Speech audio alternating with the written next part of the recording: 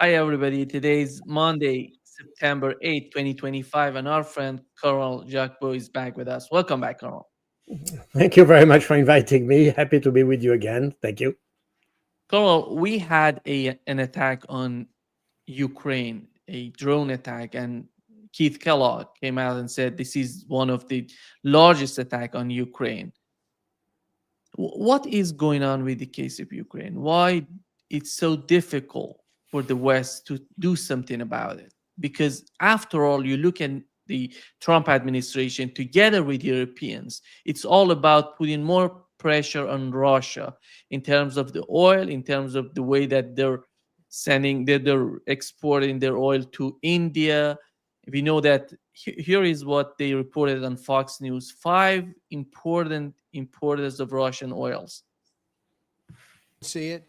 China spends 229 million on Russian oil, discount for them. India 140 million. Now they're getting a 50% tariff for that. Hit Turkey, a NATO ally, 95 million. The European Union 74, and Brazil.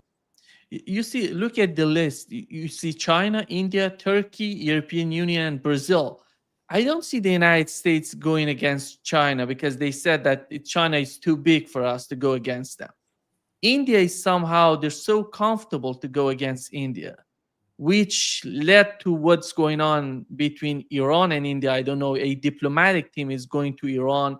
They're going to somehow expand the relationship, and because they want to send their products to the Central Asia through Iran, because India is finding some sort of alternative for what's going on with the case of Ukraine and the pressure they're receiving from the United States. You see Turkey, European Union, and Brazil. I don't see Brazil backing down. It comes it it comes to Turkey and European Union. It seems that the final solution in the mind of the Trump administration would be India, pressure in India, and European Union. Even Turkey is not the case, it seems. Your take on that? Well, this is a very peculiar situation because, first of all, the figures you have show just the direct import from Russia. But as to India, as an example, they buy essentially crude oil from from Russia, and then they refine this crude oil to sell it to Europe. Meaning that what the European buy and what the figure that was on the table you showed, the figure that you have is a direct import from Russia by Europe, but there's an indirect way to receive most of the oil used in Europe comes from Russia, directly or indirectly. Indirectly, it comes from Turkey and from India after being refined in those countries. I mean, if you look at I have probably here a diagram that shows how India has expanded its imports from Russia, because it started to deal with the refined oil. I am not sure I have it here. Probably not, unfortunately. Anyway, so meaning that there is a lot of hypocrisy here, because Europe still buys Russian oil, but indirectly, as we said. And the idea was to keep India buying this oil, because the problem is that oil, you have a given quantity of oil on the market if you want. If you remove completely an actor such as Russia, if you would isolate completely Russia, if Russia wouldn't be able to sell any drop of oil, that would be a massive oil shortage in the market, and oil price would skyrocket. And for that reason, in fact, that was, and I can remind you probably just to show that, sorry, the date is in French, but in November 2022, the Americans prompted India to continue buying oil because they didn't want to have the oil market being completely destabilized. And in fact, we have also earlier in 2022, the the Americans warned the Europeans against extensive sanction in the energy area, because that was in create an inflation on the oil, I mean, energy market at large, because it's not just oil, it's also gas and things like this. And in fact, the Europeans didn't want to listen to that. As a result, they continue what they wanted, but they used also, and that's something they are not very proud of saying, because they use those indirect ways through India, and they say, well, it's not Russian oil. And the same applies to this oil that has been, for instance, those direct imports.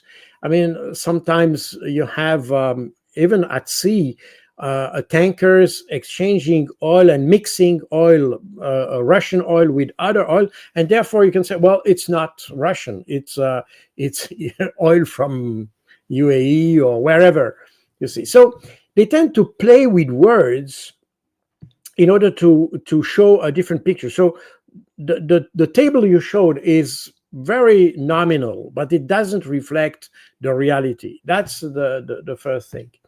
Second thing is that India, that was explained, by the way, by Foreign Minister Jacques recently in an interview. He said, well, we have the GDP per head in India is around $2,000, while it is something like 20,000 plus in Europe and so on. So we cannot afford to pay our oil more, because this would have a very strong destabilizing effect on the economy.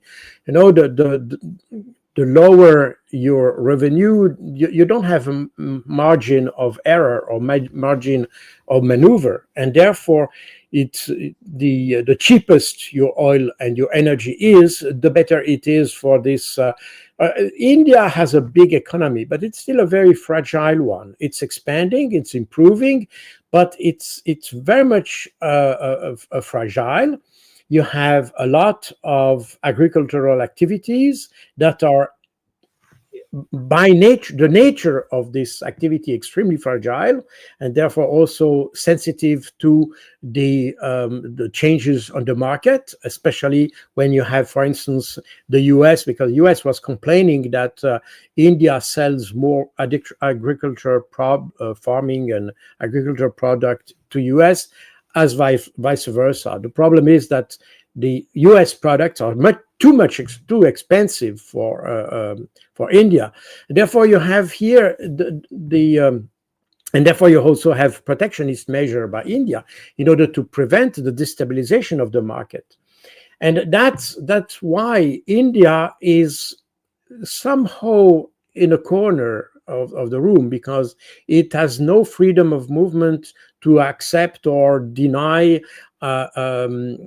tariffs and things like that on energy product. And for that reason, since India now can afford to be closer to the BRICS, can afford, because it has better relations with China and others, it can count on the BRICS market, if I can put it extremely simply.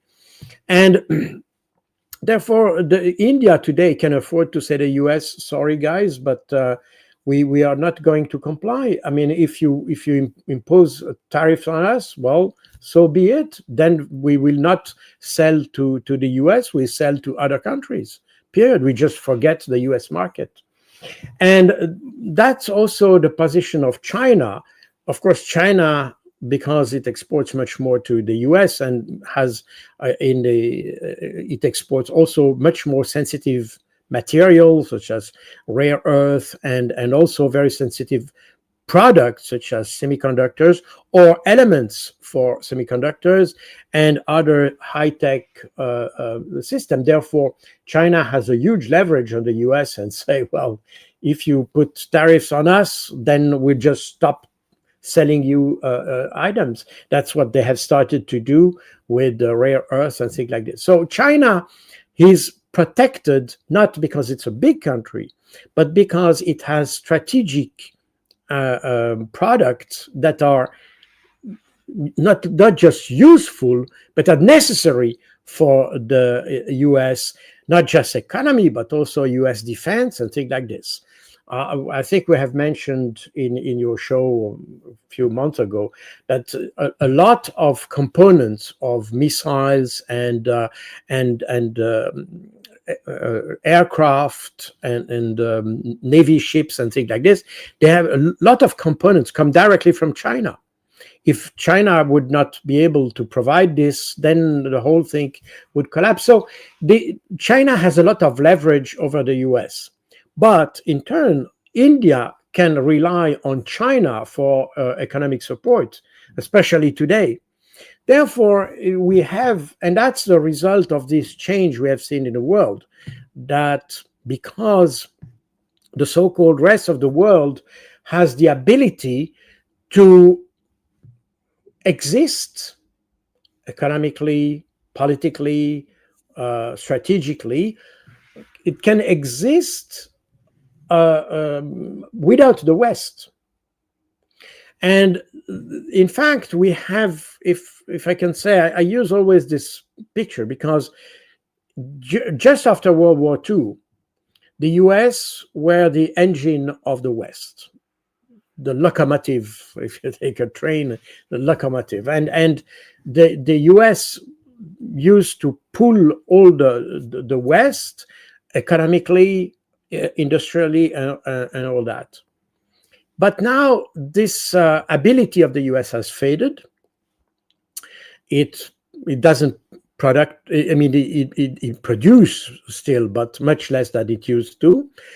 Now the Europeans are more independent from the US than they used to be 40, but probably 60 or 70 years ago. And today, the rest of the world is the same situation. They are not depending on the West. They have developed their own capacities. And that's very true with China. China has become today the engine of the rest of the world. It has the same position as the US had after World War II, but for the rest of the world. And that's exactly what the West tends to forget. As a result, when we cut ties, or when we threaten countries to cut ties with them economically, well, they can say, well, no problem, we just go to China. You see, and vice versa. When the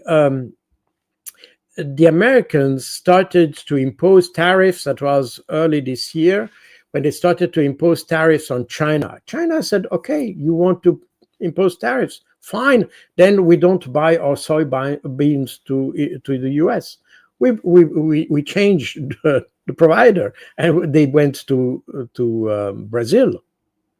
Now Brazil is supplying China in soybeans, and all the contracts with soybeans with the US have been canceled. As a result, you have millions of dollars that have been lost by US farmers, because for the Chinese there was a possible substitute for the US on the market. And now that's the reason why the BRICS today are so complementary with each other, that in fact they can almost, probably not completely yet, but they can almost live as a parallel market, from separated from the Western market.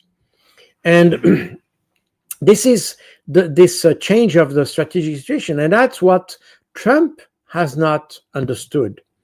He still applies the old gunboat diplomacy that was applied since the late 19th century, and he's still applying that.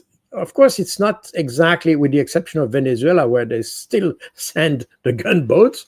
But when it comes to other countries, it's not the gunboat as such. I mean, the means have changed, is the tariffs and sanctions. You see, but it's exactly the same idea. I want that from you.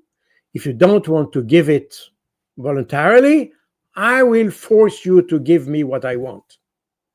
And that's exactly what Trump is doing. This is exactly what has done with Europe. It's exactly what he's trying to do with in the Middle East, and that's exactly what he tried to do with Iran.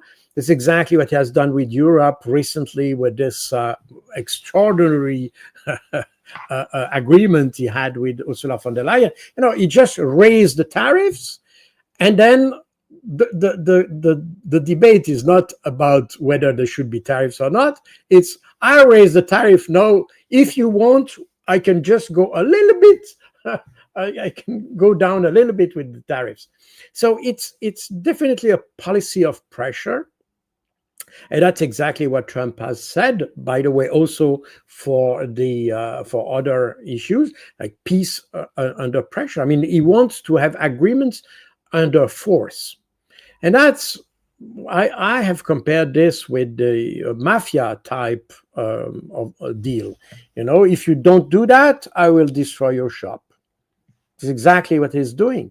The problem is that now you have alternatives. And since the dollar remains one of the main tools of the U.S., let's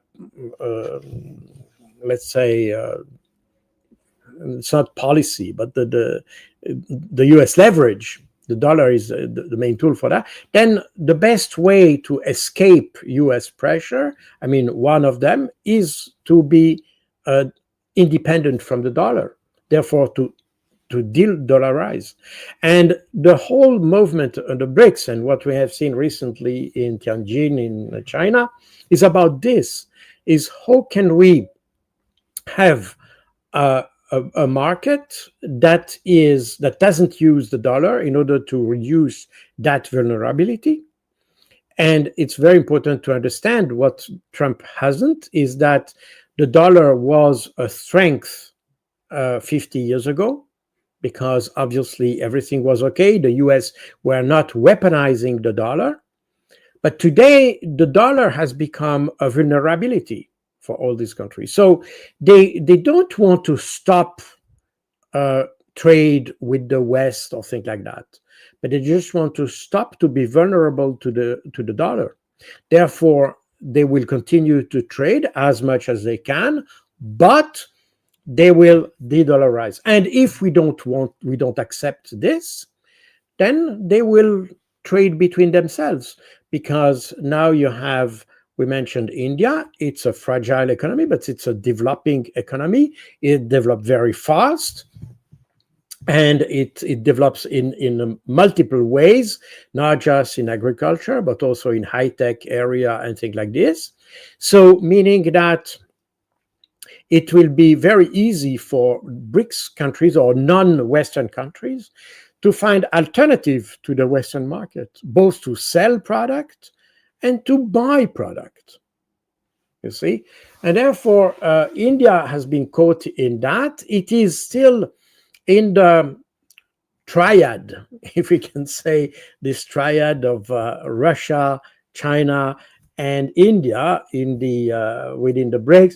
India remains more or less the weak link, because not just structurally, but also politically, because India has always tried to keep a very balanced relationship between East and West, even during the Cold War.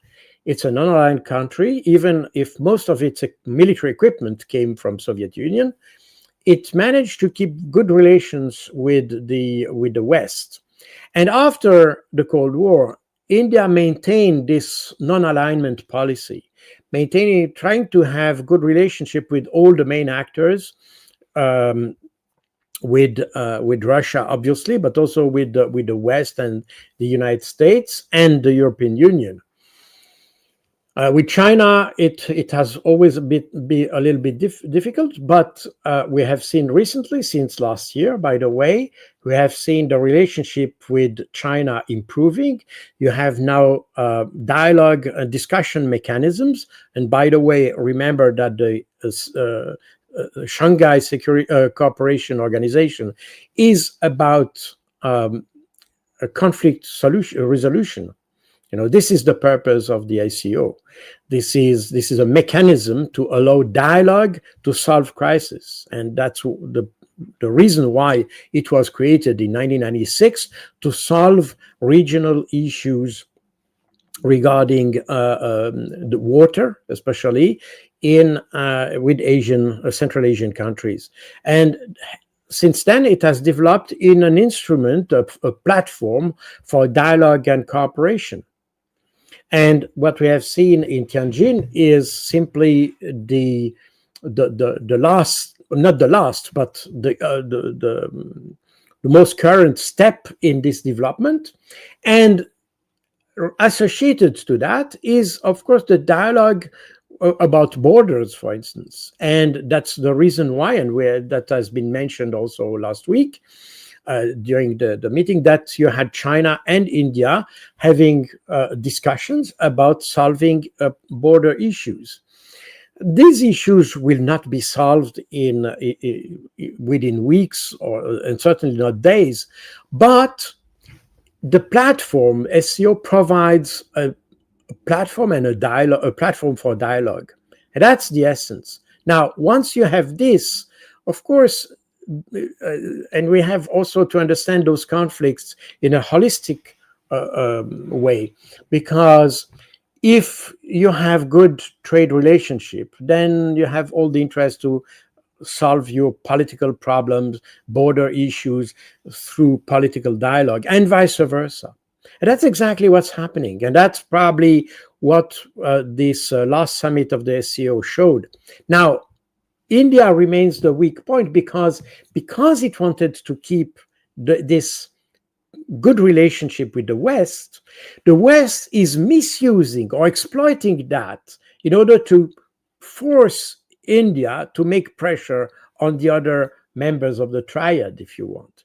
And that's why India is the weak point in that sense, not because it's a weak country, this is definitely not the case, but because it always wanted to have this balanced relationship with all the actors. Now, the West, because the West is trying to misuse this non-alignment, they will force India to get closer to China and Russia. And that's exactly what we are witnessing.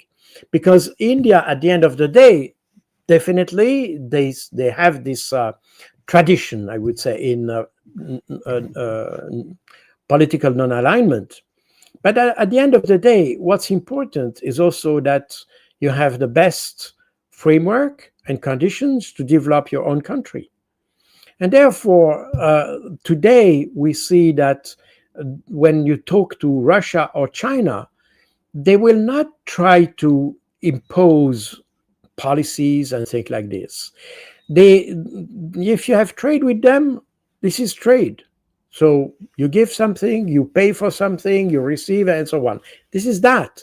Now, when we have a trade with the US or Europe, they trade products against policies.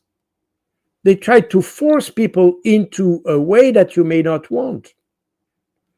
And in relation to that, we have this very strange relation that was created in I think that was in 2020 or things like that by the US, the AUKUS. That was the Quad that came before the AUKUS, which was a kind of relationship between Australia, US, Japan, and India. But we could see, and India felt also the problem that way. The presence of India in this context was simply because the US tried to have a kind of a united front against China. But they didn't care much about India. You see, they just wanted to have India on their side. But India didn't get any benefit from that. And when AUKUS was created after, with the UK, Australia, US, that was also an alliance against China, but then they just forgot about India. See. So India felt, well, are we a partner or aren't we a partner? And if it's a partner, what's the purpose of this alliance? And the whole thing collapsed somehow because the Indians felt like they were misused in that type of alliance. And that's exactly the problem. Yeah. The US is misusing this non-alignment for their own purpose and not for in order to, let's say, support the development policy of India. I think the main question would be, why do they do that? They misuse this sort of, because it seems to me that they somehow believe that the differences between China and India are so big and so important that they cannot overcome these differences. They cannot resolve them. That's why they don't need to get closer to India. They don't need to help India, or they're just trying to attract India to the United States. The way that they were thinking about Russia before the conflict in Ukraine started, they thought that the differences between the two countries are historical, traditional, and they cannot get closer. And that's why I think the same sort of mindset can be applied to the situation with India. They don't see these two countries coming together, being closer. That's why they're treating India this way. Well, most probably, I mean, you're probably right. I don't know. What I see is that the West tends to have this old mentality of trying to encircle the enemies. First of all, they try to define enemies everywhere. Everybody that is not exactly in line. I mean, the people they cannot exploit are enemies. Basically, that's the rule, more or less. And then they try to encircle the enemies. That's exactly what they try to do with the Russia. That's right. What they tried to do with Iran. All these agreements, Abraham Accords. The purpose of that was to fight against Iran. So they try to make alliances against their enemies. That's why they have all these military bases around the world. Look at where they are. They try to encircle their so-called enemies, and then of course they pay for that, and they pay a lot of money to, first of all, to sustain the bases and their presence, and they bribe to some extent the countries they want to misuse against their enemies. And they have only a few of these enemies. These are strategic enemies. I mean, Iran has a special place because Iran, probably it's an enemy which is more in the mind of the Americans. They haven't accepted what happened end of 1979, 78, 79. All this evolution and the Khomeini, they cannot swallow this, and therefore the whole And they problem with don't the want to remember what they did to Iran during well, those. yes, exactly. This is very emotional there. They cannot understand that, and they don't want to understand. With the others, especially China and Russia, this is a little bit more. I mean, there is a kind of rationality behind this, because obviously China is seen as a strong competitor, and on the economic side, if you want, and Russia is considered as a competitor on the military strategic side, if I can summarize that way. And therefore, they want to, because these two presents prevent or is a problem for the US hegemony. And there is this sense of hegemony is a constant of the US thinking, or the US mindset at large. It's not new, by the way. But it gained importance after the first Gulf War in 1991. It has always been somehow, but probably less formally accepted than it was. And after 1991, remember, this is when the so-called Wolfowitz doctrine emerged, precisely based on that. I mean, communism. It's very interesting. I was in Washington D.C. for negotiation when the wall fell in Berlin, and I could see how the Americans were so proud to have won the Cold War. Although, if you analyze properly, the Americans nor the West has won the Cold War. It's communism who lost the Cold War, not even the Soviet Union, but communism. The system was not sustainable, and that's the reason why it collapsed from itself, from within, if you want. And you could see that it was not even. Nobody made even an effort to maintain that system. When the whole communist system collapsed in Soviet Union, for instance, the KGB didn't. I mean, they knew that it would collapse, and they didn't do anything. You had just this coup attempt against Gorbachev, where the head of the KGB was involved, but just the head. He was arrested by his own men. You see, the KGB, all these people, Vladimir Putin as an example, were absolutely not keen to maintain the system because they knew the system was not sustainable, and therefore nobody in the West could claim responsibility, not responsibility, but claim as an achievement to have made the communism to collapse. The collapse was bound to collapse. It was clear that it would collapse at one point. It collapsed at that particular point, but this is not the result of the West. The problem is that the West, especially the US, claimed that was their victory. And when they realized, by claiming that it was their victory, you had this victory against the communism. And then shortly after that, you had the victory against Saddam Hussein. And this gave the US a sense that they were almighty on this planet. You see, they had supported to some extent the development of the West after World War II. That's certainly true, at least partly.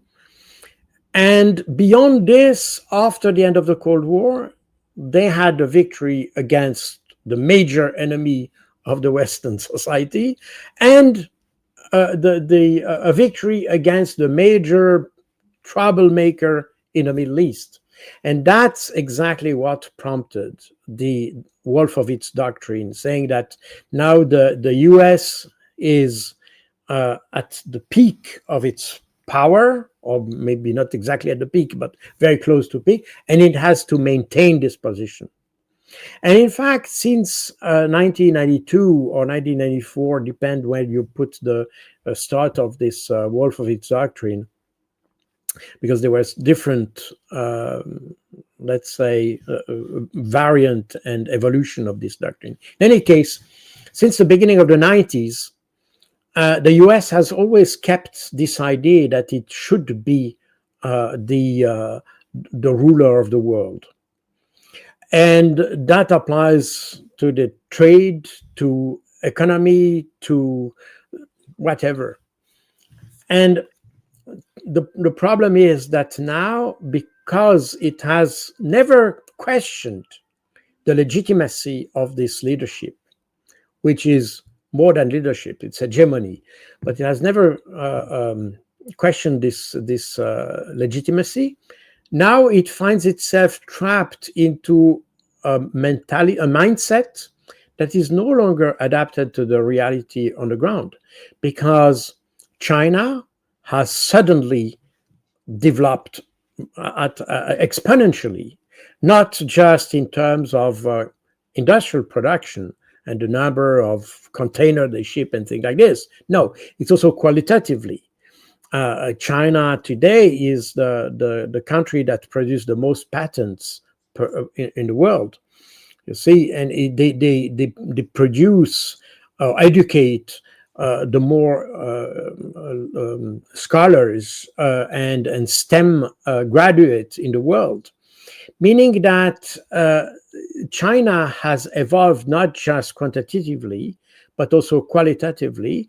And they are ready, they have understood that they could have a major influence in the world. And the whole Road and Silk initiative, for instance, is an attempt to take advantage of their huge capacities to create new markets and to, by way of consequence, to reduce the influence of the West. But I'm not sure the idea at the beginning was to reduce the influence of the West. This is simply the byproduct of a very aggressive trade policy or trade strategy, I would say, because, of course, they have huge capacities in terms of production, but therefore they need to have a huge market as well. You see, because the Western market is not enough for them. That's the rationale for the whole Silk and Road initiative. And they understood also that their capacities, their market, must be developed not just quantitatively by sending product, but also qualitatively in the sense that they should also develop infrastructure to allow the trade. And I have said many times, I lived 2 years in Sudan and 2 years in Kenya. And those two countries, when I was there, were the strongest presence of China in Africa at that time. And they constructed infrastructure. They had huge projects on infrastructure, but they never tried to influence local policy and things like this. They never tried to get to interfere with local politics and with individuals and things like that. I haven't seen. Maybe they have been, but I haven't seen the corruption issues and things like this. They tried to do what they were mandated for in the most straightforward manner, to do what they had to do and leave. And in Sudan, they managed to construct one of the huge dam on the Nile River, one of the largest in the world, by the way. After they have done that, they just left, period.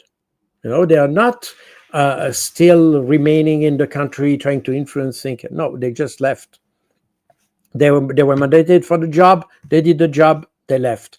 And that's what Sudan, for that, is probably not the best example, in the sense that the Chinese left and then the whole country started to be destabilized, and we have the situation we have now.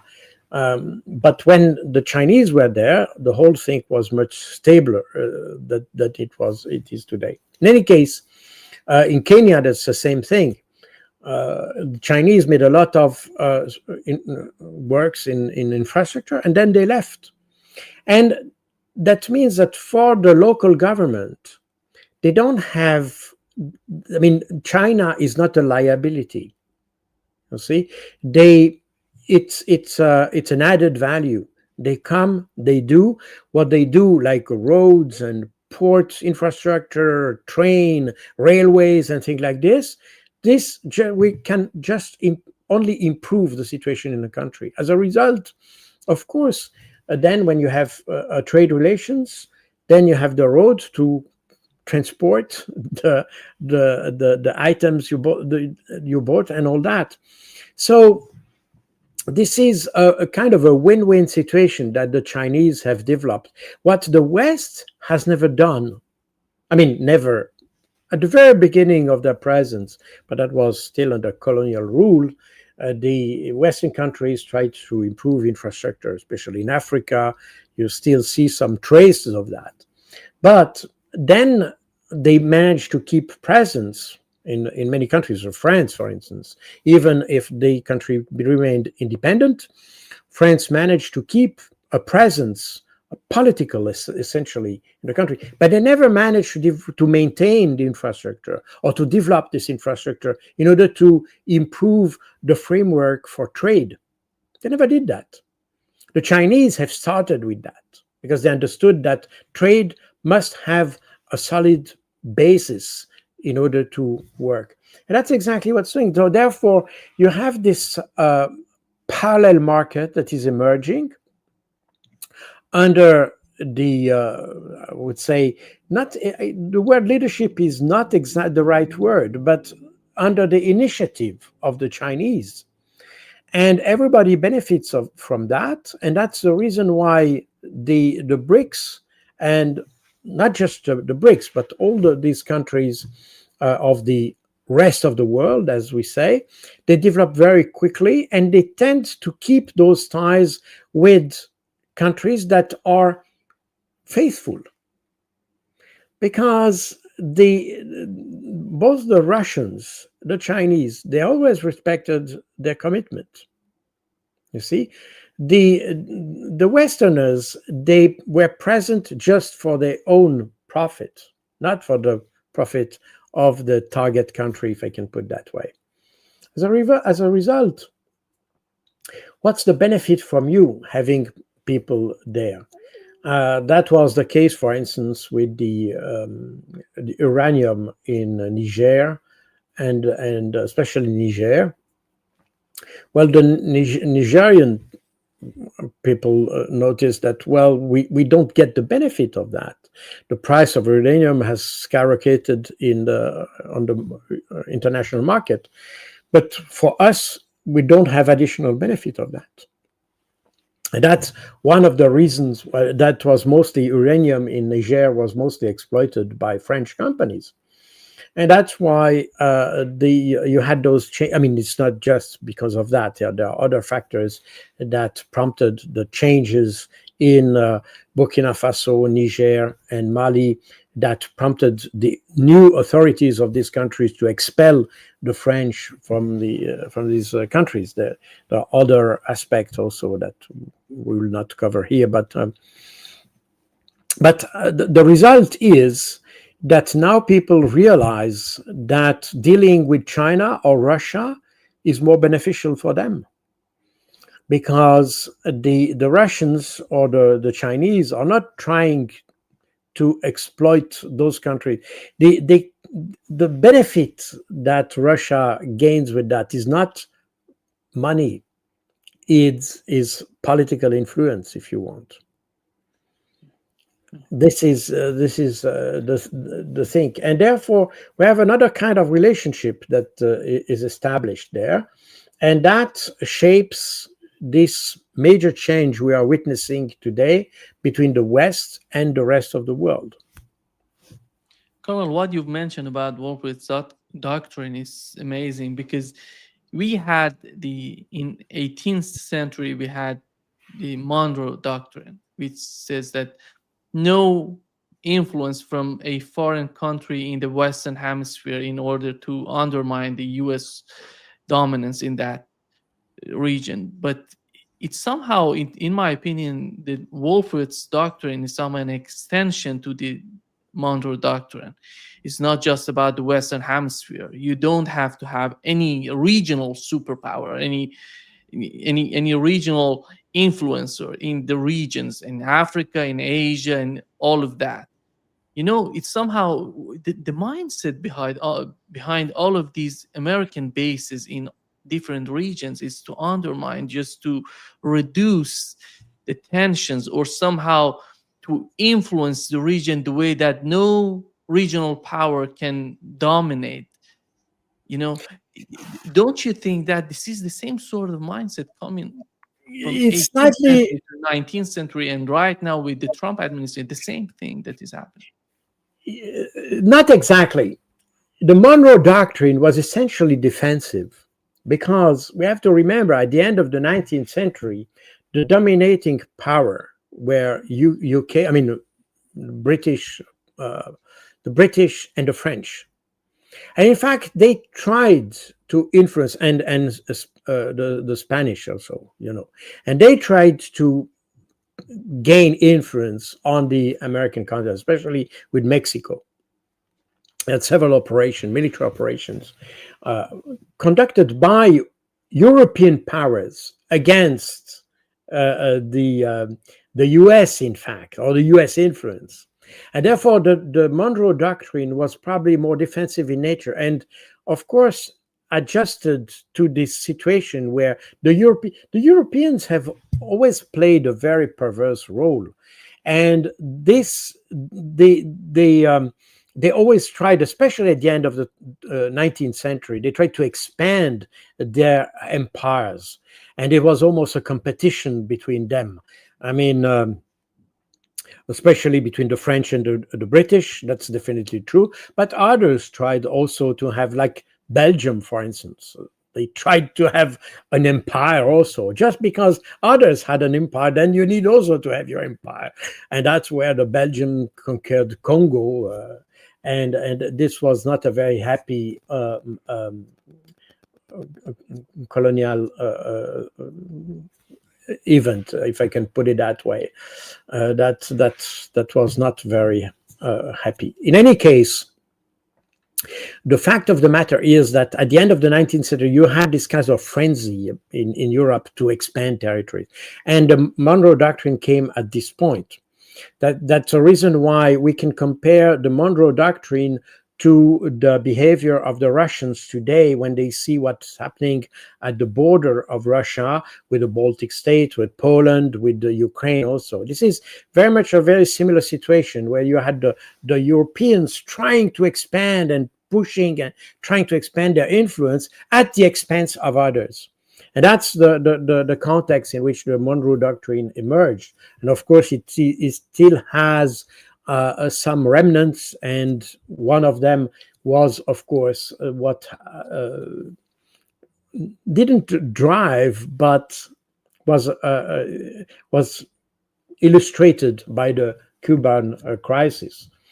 Even if the missile crisis in Cuba was the result, in fact, of U.S. expansionism, because the Russians, or the Soviets at the time, tried to have missiles in Cuba as a response to the initiative of the US to deploy nuclear missiles at the southern border of the Soviet Union in Turkey in 1952. So, in 1962, sorry. Turkey entered NATO in 1952, but 10 years later, the Americans tried to deploy those Jupiter missiles. And that's prompted the reaction of the Soviet. And therefore, we had the Monroe Doctrine applied again as a defensive measure. But the Russians never had I mean, it was not expressed in that way, but they had a similar mentality. I mean, or mindset, saying that we can have our enemy close to us, and it's unavoidable on the European continent. But of course, when it comes to certain type of equipment, we have to stop that, and that's exactly the issue of the Jupiter missiles / Cuban Missile Crisis. And of course, that was also what prompted the speech of Vladimir Putin at the Munich Security Conference in 2007, where he became extremely aggressive against the United States, because at that time, the US was negotiating the deployment of missiles in Poland and Romania. And so you had kind of the Russian, the Russian, with quotation mark, a Monroe Doctrine that started to be implemented there. The problem of hegemony is slightly different, because I think it came later. As I said, Monroe Doctrine was defensive, but the Wolfowitz Doctrine was much more aggressive, if you want, because it came from this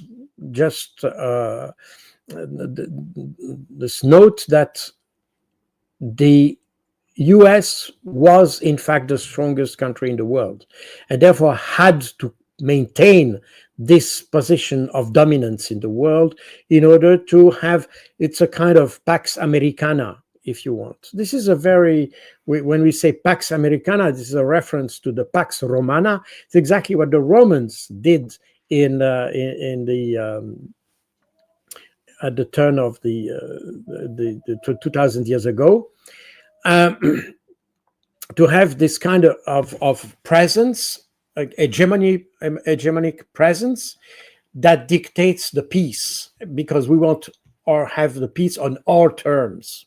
This is the idea. We can afford to define peace in our terms. That is exactly what the US are doing with this Wolfowitz doctrine. The problem is that Wolfowitz wrote his doctrine at the early 90s. And of course, China was still a developing country at that stage. And that changed radically 20 years ago when China emerged as not just as a cheap producer of goods, but also as a country that is able to develop new technologies, that is able to have its own engineering, to develop its own technologies and things like this. And today, China is probably much advanced than any Western country.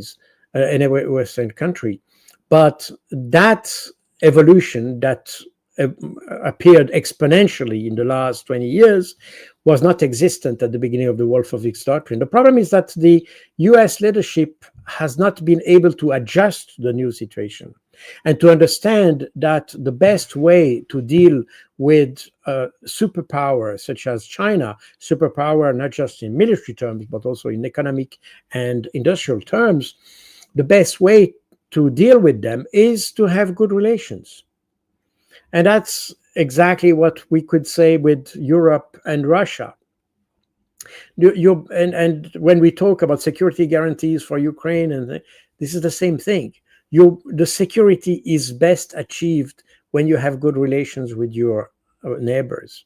That's the best way to ensure your security. The problem is because we assess because the Chinese are bad, because there's a dictatorship, because they have one party, because this and that, nobody wants to talk to them. And the same to Russia, because Putin, blah, blah, blah, and Putin this and that is an ogre, is this and that.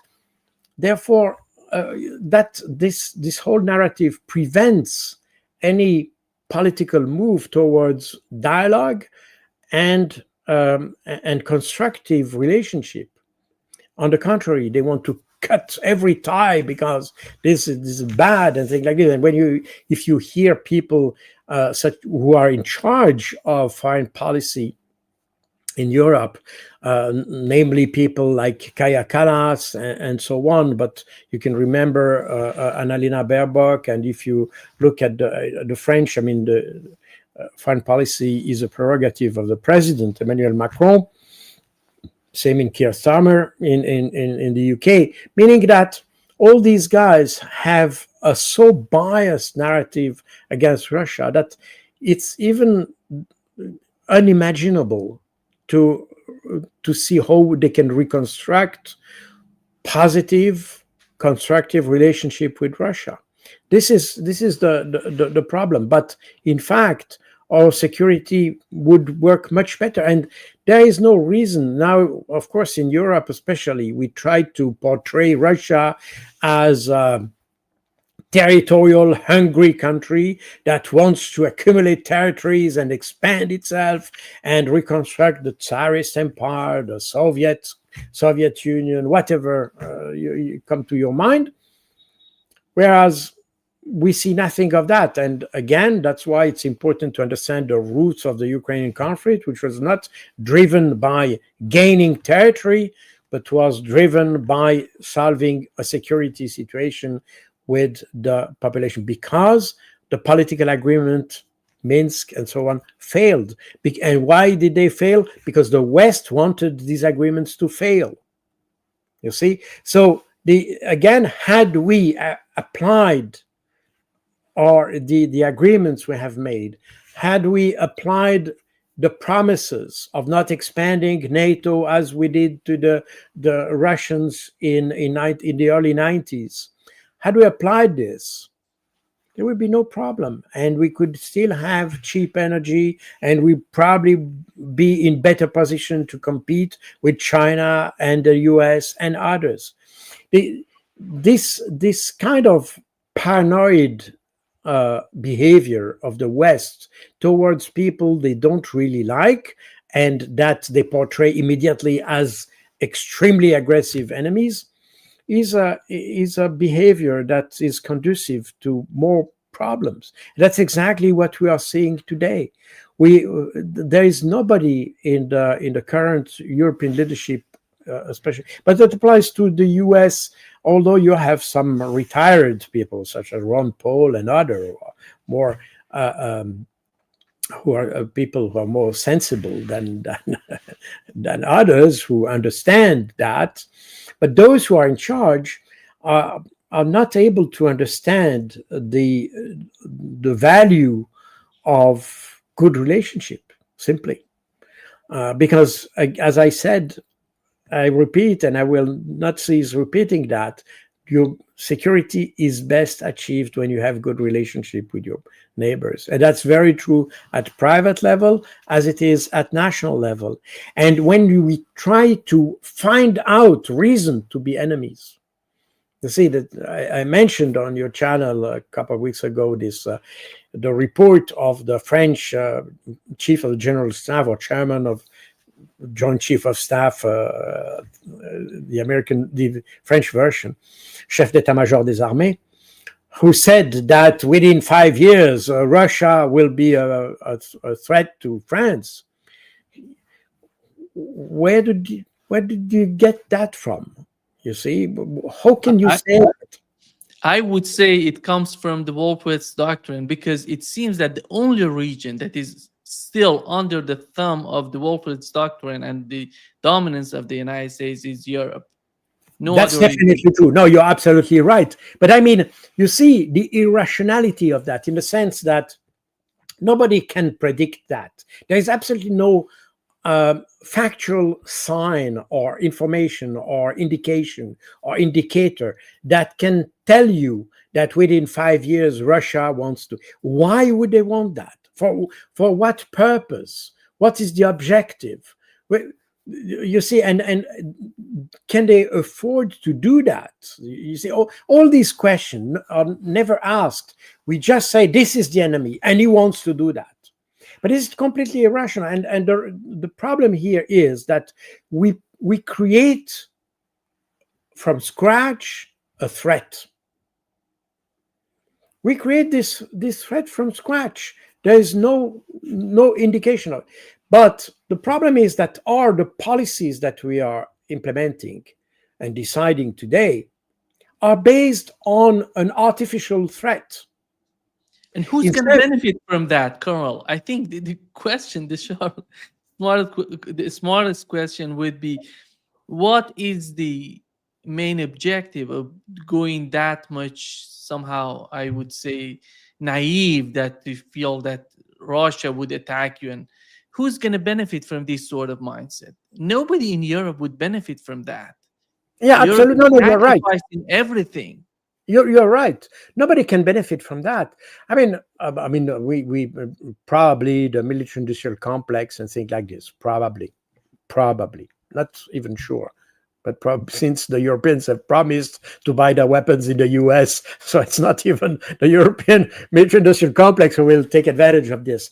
But you're right. You're right to ask the question. The problem is, why would the French chief of the general staff to say something like this, where he has absolutely nothing to gain about, unless he's corrupt, which is, I would not mention that because this is totally speculative.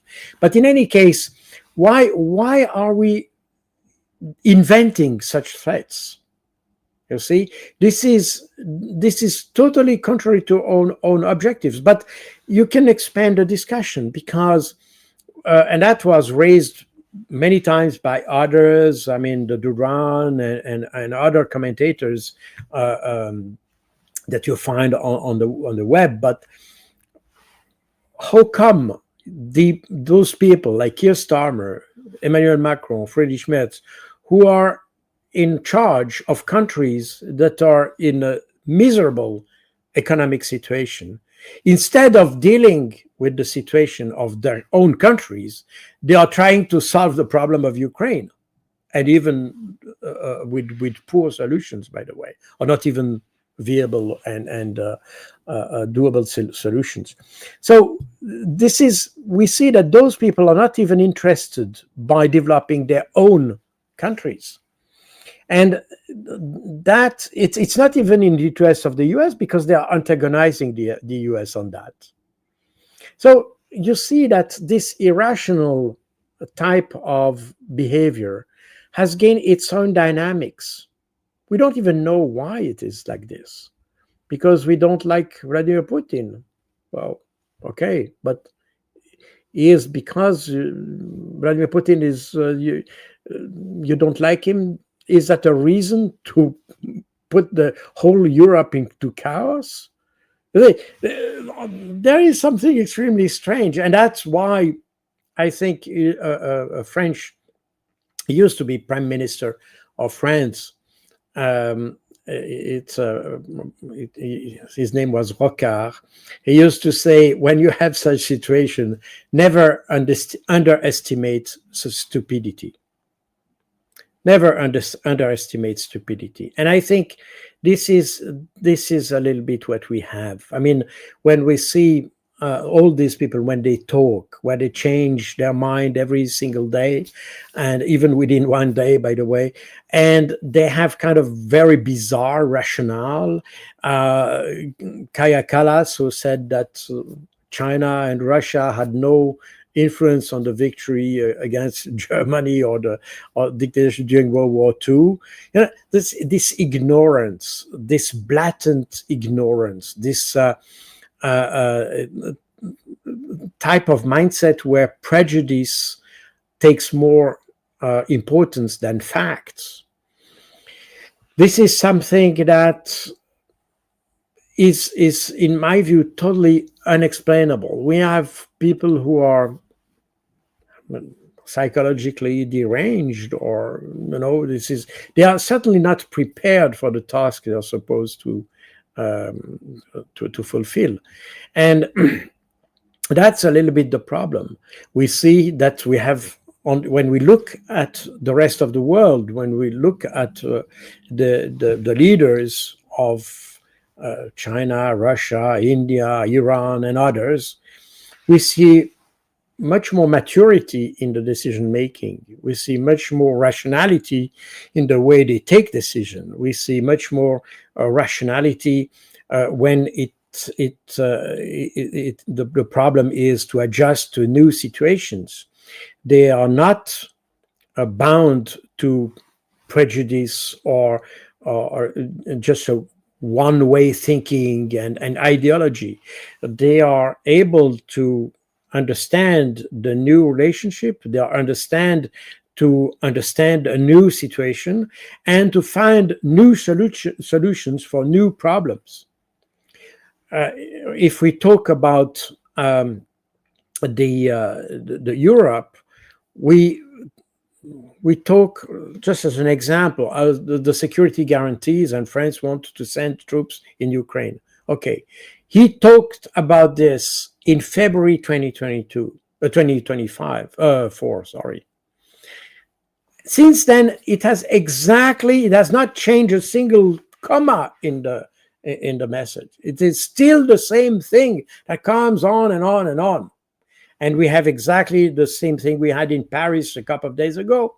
And when the problem for implementing this kind of solution, if you want, this is the US backstopping.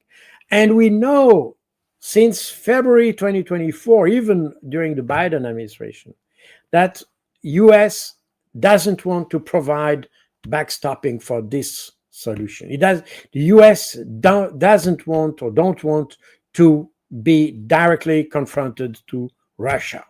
Period.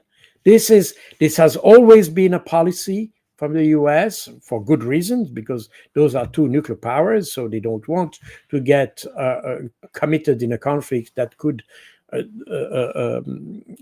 eventually develop into a nuclear war. And for that reason, they will avoid this at any cost. So why do the Western people, leaders such as Macron, coming again and again with the same proposal? And it didn't change a single comma. You see, and that shows the difference in addressing the problem in the rest of the world than in Europe. In Europe, there's still the same narrative that we have since 3 years. Russia will collapse. The economy is weak. The leadership is weak. The population is weak, and everything is weak. They will lose on the ground, and which all of that has been proven false. But we continue with the same narrative. When we go to the rest of the world, we have people who are much more pragmatic. They adjust to situation. The US adjusts. You want sanctions? Okay, we apply also sanctions. They are much more flexible. They are not like the Europeans, who have always the same scenario and apply repetitively always the same scenario, the same logic, the same illogic, if you want. So again, here we are in a situation where I seriously question the psychological ability and the intellectual abilities of the European leaders, because this is almost scary, to be honest, because you see absolutely no logic.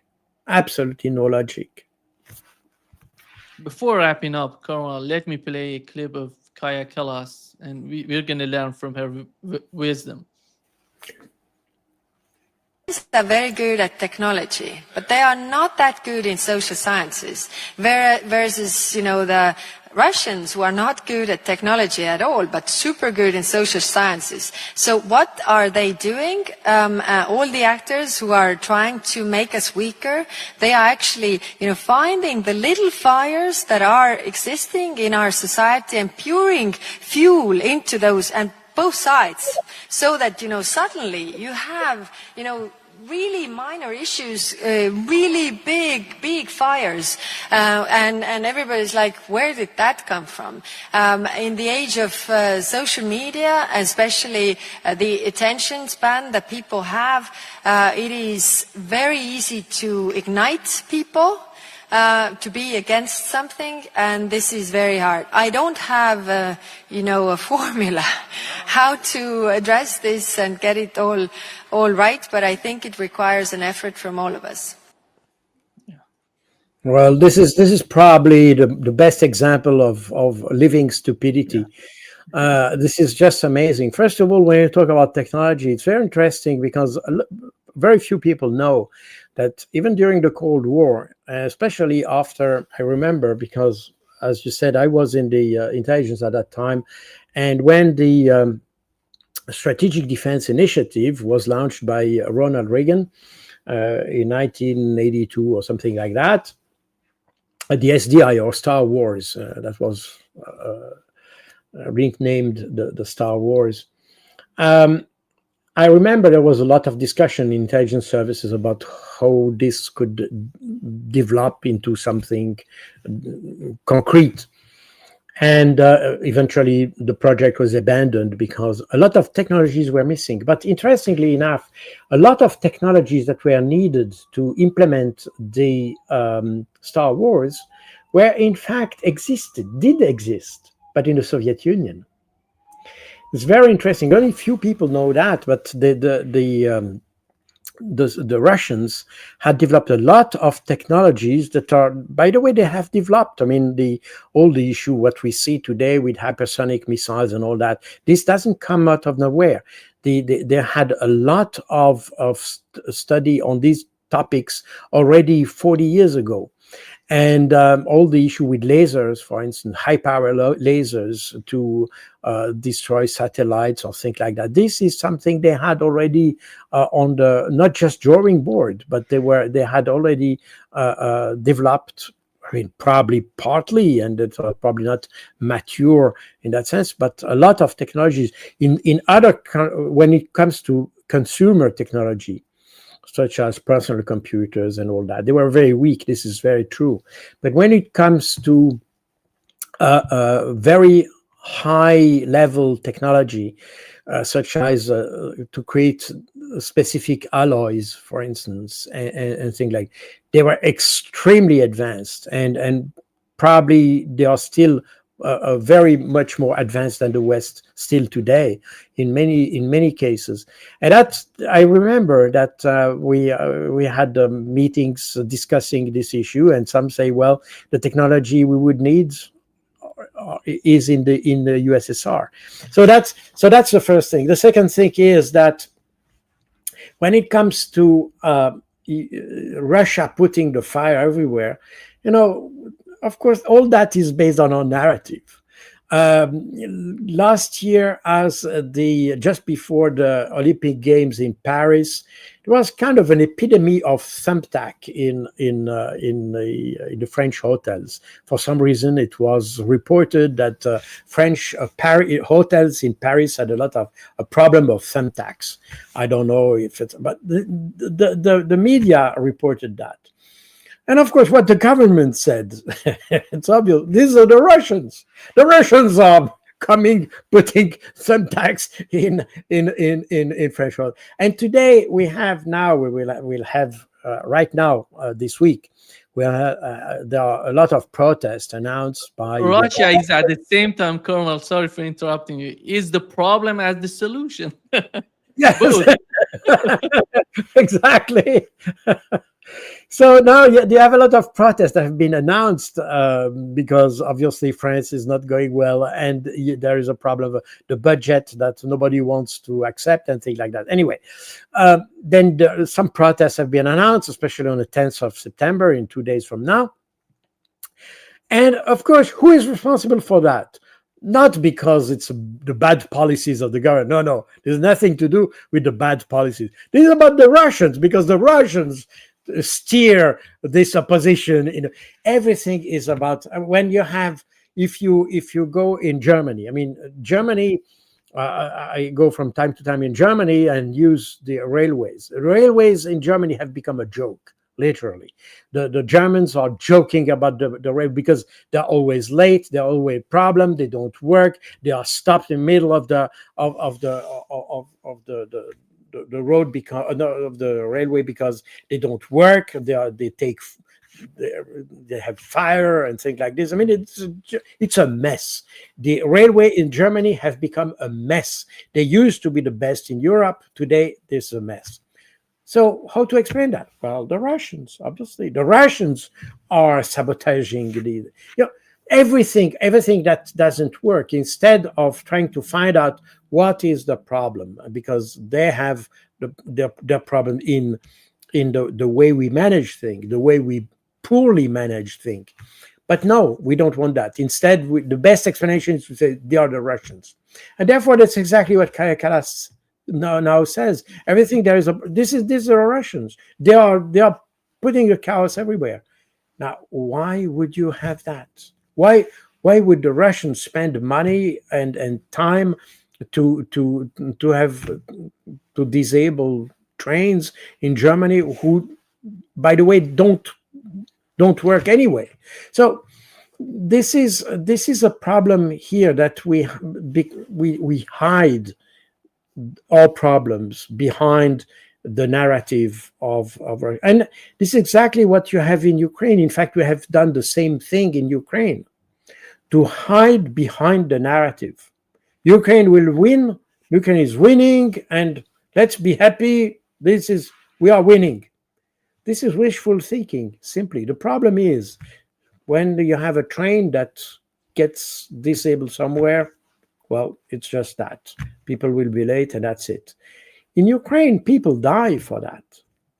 And that's the problem we have here, because everything that we do is not because of our bad management, not because we have poor anticipation of issues and things like this. No, it's not that. It's because the Russians are present and they are sabotaging and things like this. As a result, we don't have the maturity that is required to solve our own problems. We solve the problems in blaming the Russians, but it's not solving the problem. It's just hiding the problem under the carpet. That's exactly what we are doing. Yeah, exactly. Thank you so much, Carl, for being with us today. Great That pleasure. was my pleasure. Thank you very much.